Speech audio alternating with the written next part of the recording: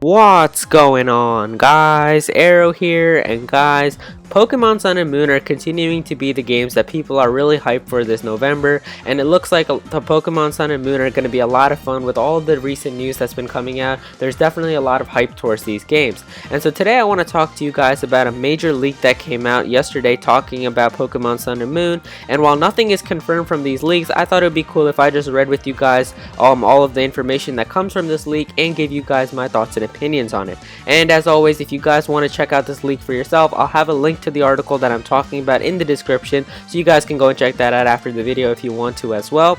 Yeah, but just keep in mind that all the information that we go through is not just confirmed, and we just have to take everything with a grain of salt. But I'll be giving you guys my thoughts and opinions on all the information and what I think of it. So yeah, let's get started.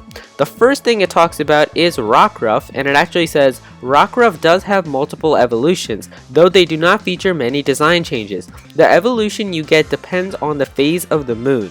Rockruff also has a strong link with Z-Stones and Synchro evolution. Rockruff's evolution is said to have a cowl that attaches to its tail. The poster claims its body may be fairly different, but the cross on its chest stood out. Now from this short amount of information right here, I'm so confused on what it's talking about. First of all, it says that its evolution depends on the phase of the moon.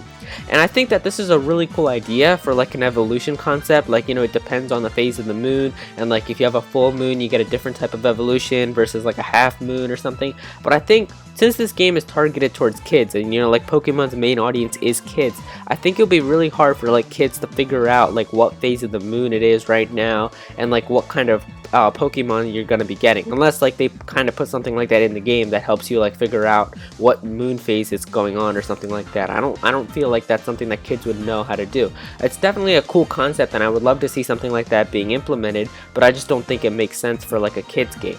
And the second thing I'm so confused about is it says it has a strong link with Z-Stones and Synchro evolution.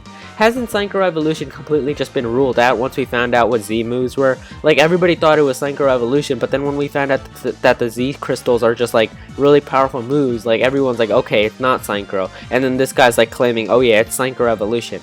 So that definitely makes me think that this might not be real. I think this doesn't make sense. Unless there's some type of Synchro evolution or something like that that we don't know about, I definitely think that this isn't real right now. It doesn't seem to make sense with me. I don't know. Let me know what you guys think on this thing about Rockruff. Next thing it talks about is, it says, just like how Rockruff has evolutions that vary on the depending phases of the moon, there's also a Pokemon that has evolutions that vary depending on the position of the sun during the day, dawn, noon, or sunset, and it will evolve at night. And it will not evolve at night. The Pokemon shoots seeds like a cannon. Okay, so I guess this kind of makes sense, but still, I think it would be hard. I think this one might be a little easier, actually, not hard. I think, figuring out if it's dawn, noon, or sunset, I think that's easier than the phase of the moon, because then you can just sort of look by time. If they want to put this in, they can just put times. If it's from this time to this time, it counts as dawn. If it's from this time to this time, it counts as noon. I think that makes a lot of sense. And the Pokemon shoots seeds like a cannon. Makes it sound like it's going to be a grass type Pokemon, like a sunflower or something like that. And since they are photosynthesis and the sun and all that, I can see this kind of making sense. Makes it it seems like a cool idea. So yeah, I think this could be an idea that might be real. I can't imagine how this Pokemon looks like. Shoots seeds like a cannon, seems like a powerful, special attacking Pokemon, stuff shooting out of it really fast. I don't know, but this idea seems much more reasonable to me than the other idea of how Rockruff changes with the phases of the moon. The old other theory we got was you have to leave Rockruff on certain cliffs, and it has to learn the move Howl. So I have no clue. I think that theory seems a little more, or that leak seems a little more likely than the moon phases, but who knows. Next thing it says here is, some areas of Alola have strange weather and time conditions. One area will have permanent sunlight as sunny day has been activated. The time does not pass. Fog makes it come back. Okay.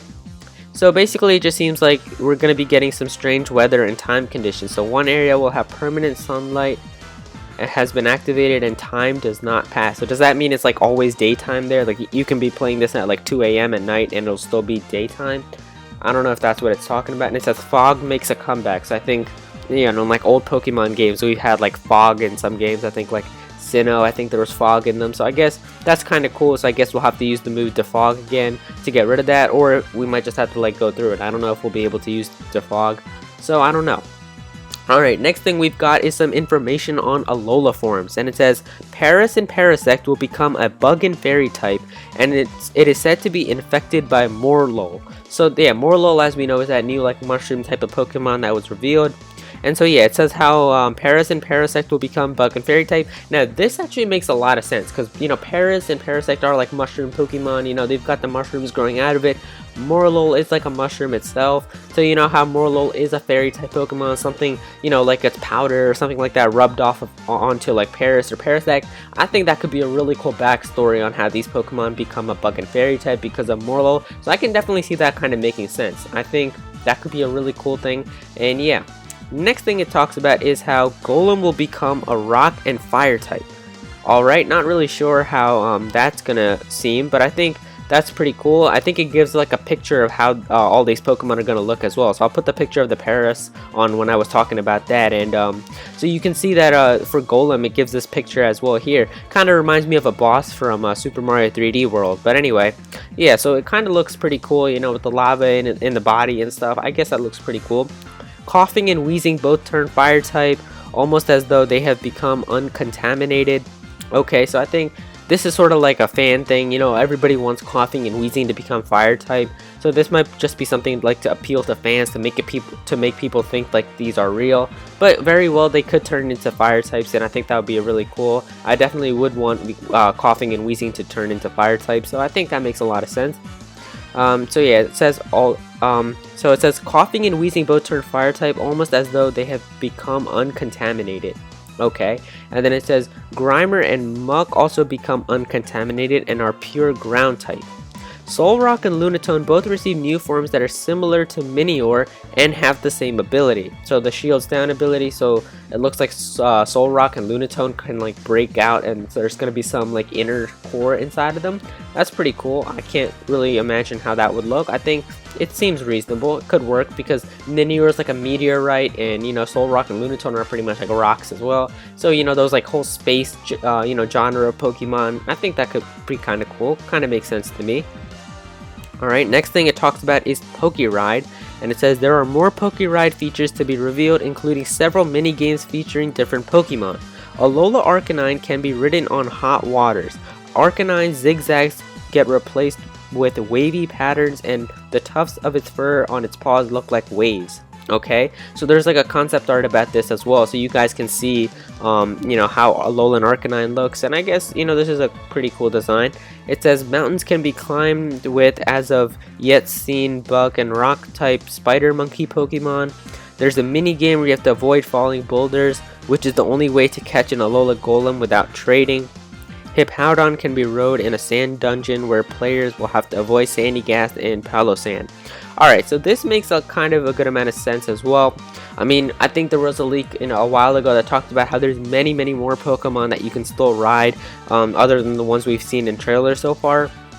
So I definitely do believe this one, actually, because you know, we've read about Poke riding on Pokemon Sun and Moon's official website. You know, it mentions how riding Pokemon is like essential in the Alola region. It's something they all worship, and it's something that they all really like. So I can definitely see a lot of Pokemon being rideable, and so these do make sense to me. I think, you know, having Pokemon that can be ridden, a lot more of them, whether it's going to be specifically these like Arcanine and Hippowdon, I have no idea, but I definitely do believe there's going to be a lot of Pokemon you're going to be able to ride.